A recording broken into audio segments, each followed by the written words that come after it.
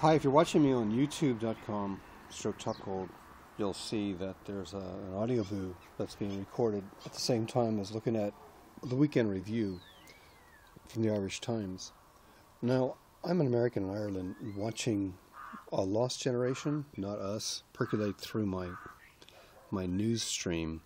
Yesterday on Saturday, the 22nd of September, Damien Mully kind of misread that headline, because the Irish Times writers aren't saying that there is a lost generation out there. They're looking at people pretty much between the ages of 18 and 25 who are identified as young and Irish in the Irish president's perspective, looking at what's going on.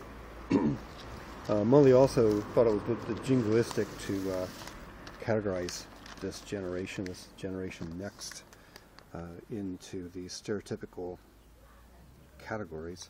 But it is useful to know that, someone like myself, who the writer Patrick Frayne calls a member of the Lamass children's generation, is having it in hand, so to speak, while the have-it-all generation, which would be my wife,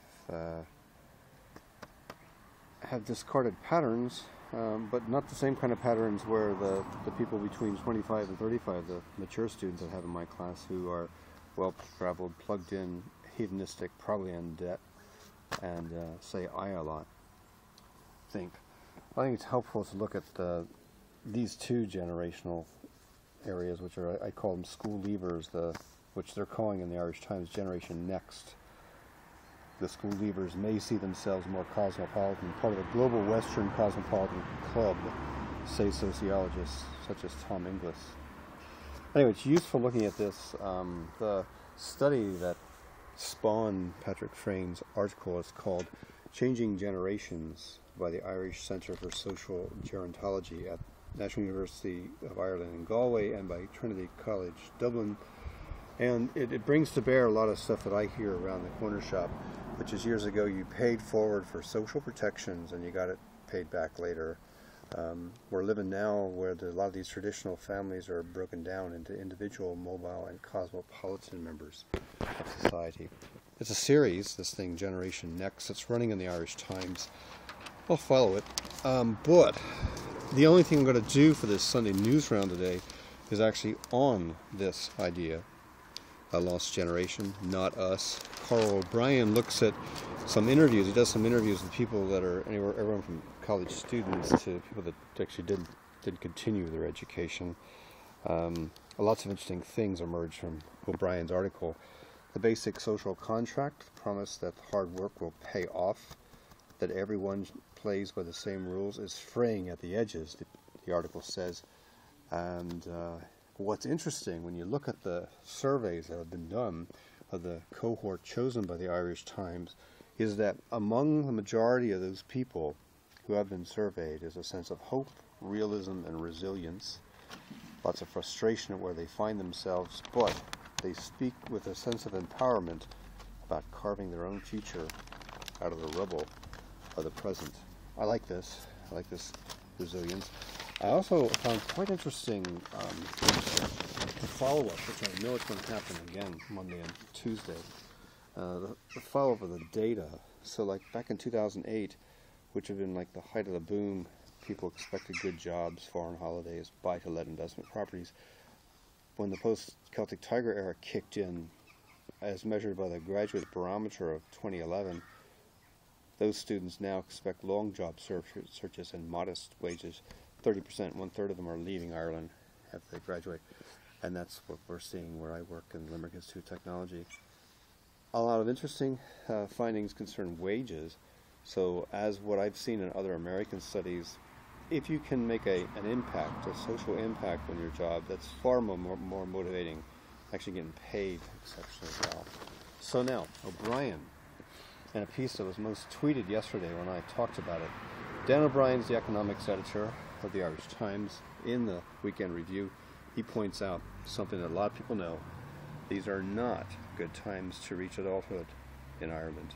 Immigration, joblessness, and involuntarily extended periods in education are the lot of many. Big push in this big crimp to your lifestyle in this recession. And here's the other interesting thing. The 15 to 24-year-olds are shrinking significantly as a function of the population. It was easy to find 500,000, more than 500,000. That is to say, it was easy to find 638,000 people in 2006 in that cohort. Now it's about 500,000 people.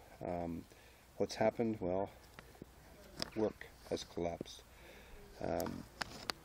The numbers that really stick with me, hard numbers that stick with me, is when you look at what's happened to the jobs that these people hold. Now what he's done, what O'Brien's done, is he says in 2012, only a quarter of the 15 to 24 age group is now working, down from half of that cohort before the crash. Lots of youthful optimism, though, among the unemployed.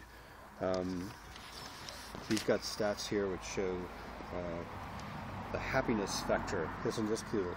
So the line above in blue is the under 25s. You know, me ask the question, are you happy? And about 60% or so. So yeah, I'm happy, I'm happy, happy.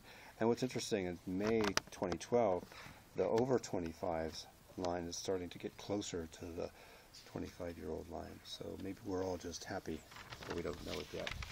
Interesting statistics. O'Brien's recipe for the unemployment problem, for the under-engaged situation of the 25-year-olds is this. He says module-based training, tight quality control, programs which are attractive to women, not time limited, and not closed to older people who have work experience, would be one way of getting people to work. That is the apprenticeship model from Austria, Germany, and parts of the world where there's an older cohort. Okay, I've got stuff to do in my back garden. I listened to the Sod Show to learn how to get flowers blooming all year round, and surprisingly, it's on the 5th birthday of Mia, we got dahlias in the back garden, a testimony to my dad, who liked those flowers. If you want to catch up with more pictures of this back garden and of my life in general, they're over on flickr.com/IrishEyes. I'm Bernie. I'm topgold on Twitter. Thanks for listening. Bye for now.